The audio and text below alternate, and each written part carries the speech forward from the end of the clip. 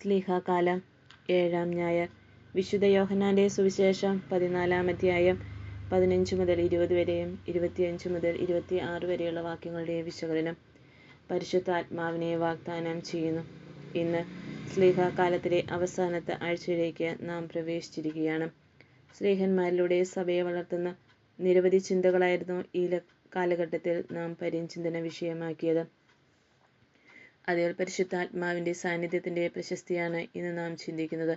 സ്വർഗാരോഹണത്തോടെ യേശുവിൻ്റെ ശാരീരിക സാന്നിധ്യം ലോകത്തിൽ അവസാനിക്കുന്നുവെങ്കിലും അവൻ അയക്കുന്ന സഹായകനായിരിക്കും ഇനി ലോകത്തെ നയിക്കുക.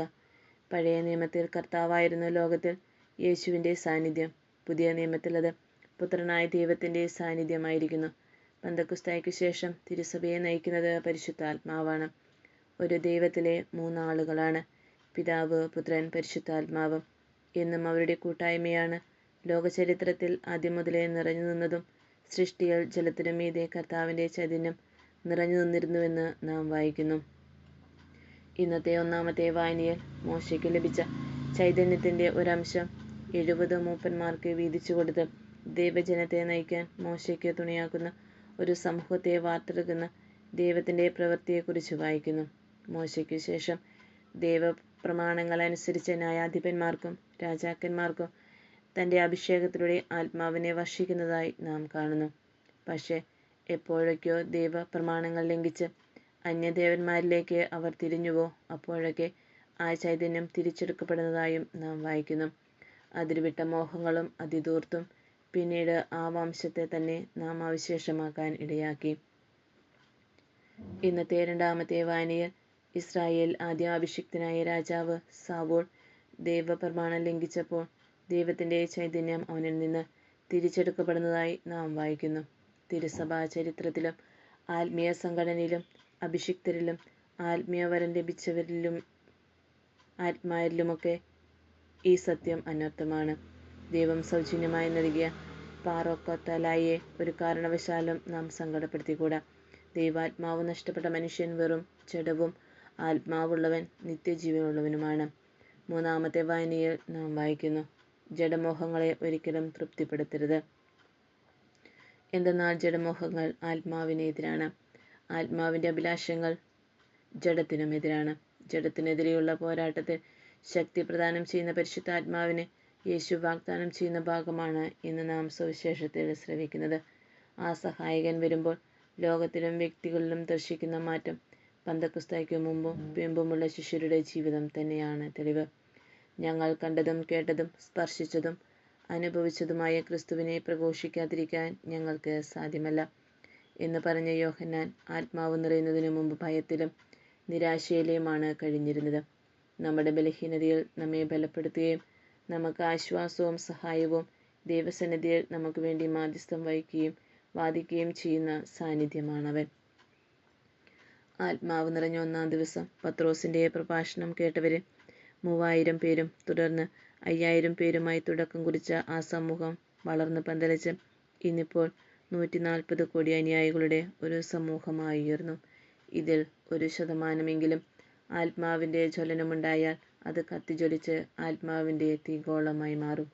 അതുകൊണ്ടാണല്ലോ ഗാന്ധിജി പറഞ്ഞത്, ഒരു ഫ്രാൻസിസ് സേവ്യർ മതി ഭാരതം മുഴുവൻ ക്രൈസ്തവവൽക്കരിക്കപ്പെടാനെന്ന്. 2000 വർഷത്തെ പാരമ്പര്യമുണ്ടായിട്ടും ഭാരതത്തിൽ ക്രൈസ്തവ ജനസംഖ്യ ഇനിയും 2% നിലനിൽക്കുന്നതിൻ്റെ കാരണം എന്തായിരിക്കും? നാട്ടിലങ്ങോളം ഇങ്ങോളം ലോകോത്തര സ്ഥാപനങ്ങളും അബ്ദുൽ കലാം പോലെയുള്ള അനേകായിരം പ്രതിഭകളെയും നേതാക്കളെയും വളർത്തി വലുതാക്കിയിട്ടും എന്തേ ക്രൈസ്തവ സന്ദേശം ജനഹൃദയങ്ങളിൽ ആഴത്തിൽ വേരൂന്നാത്തത്? നമ്മുടെ പ്രവർത്തനങ്ങളിലെ ആത്മാവിൻ്റെ അസാന്നിധ്യം തന്നെയാണ് അതിന് കാരണം.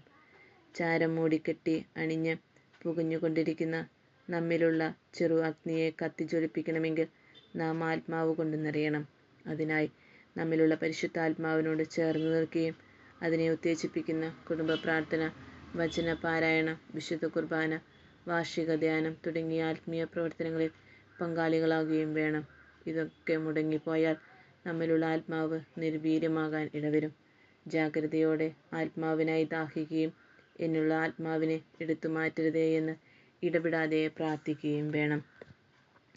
തെറ്റായ ചിന്തകളിലൂടെയും വഴികളിലൂടെയുമാണ് നമ്മുടെ സഞ്ചാരമെന്ന് തിരിച്ചറിഞ്ഞിട്ടും പല പുരോഗമന ന്യായവാദങ്ങളും ഉന്നയിച്ച് അതിൽ നിന്ന് തന്നെ നിലനിൽക്കുന്നുവെങ്കിൽ നമ്മിലുള്ള പരിശുദ്ധാത്മാവ് നിർവീര്യമായി കഴിഞ്ഞുവെന്നാണ് അർത്ഥം.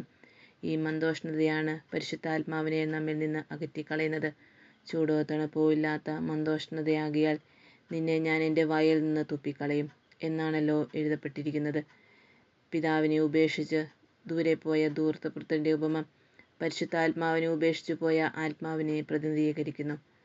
ലോകം നൽകുന്ന സുഖം അവസാനം എത്ര വലിയ ദുഃഖത്തിലാണ് കലാശിക്കുക എന്നാണ് ഈ ഉപമ പറഞ്ഞു വയ്ക്കുന്നത്. എന്നാൽ പിതാവിലേക്ക് തിരിഞ്ഞുവന്ന ധൂർത്തപുത്രൻ അനുഭവിക്കുന്ന ആത്മീയ സന്തോഷം പരിശുദ്ധാത്മാവിൻ്റെ പ്രവർത്തന ഫലമാണ്. തെറ്റുതിരുത്തി സ്വന്തം കുടുംബത്തിലേക്ക് തിരിച്ചുവന്ന ധൂർത്തപുത്രനും പാപിനിയായ മറിയവും സഖ്യവൂസും നല്ല കള്ളനും പൗലോസായി മാറിയ സാവൂളും തള്ളിപ്പറഞ്ഞതിനാൽ കരഞ്ഞ് കരഞ്ഞ് കവിളിൽ കണ്ണുനീർച്ചാൽ വീണ പത്രോസും മോനിക്കായുടെ കണ്ണുനീരിനാൽ വീണ്ടെടുക്കപ്പെട്ട അഗസ്തീനോസും വാഴ്ത്തപ്പെട്ട റാണി മറിയയുടെ ഘാതകൻ സമന്തർ സിംഗും പോലെയുള്ള അനേകരും വഴിവിട്ട ജീവിതം ഉപേക്ഷിച്ച് ദൈവിക വഴിയിലേക്ക് കടന്നുവന്ന നമ്മിൽ പതിനായിരങ്ങളും പരിശുദ്ധാത്മാവിനാൽ വീണ്ടെടുക്കപ്പെട്ട ആത്മാക്കളുടെ കഥകളാണ്. ഈ കഥയിലെ ഒരു കഥാപാത്രമാകാൻ യേശു നിന്നെയും ക്ഷണിക്കുന്നു.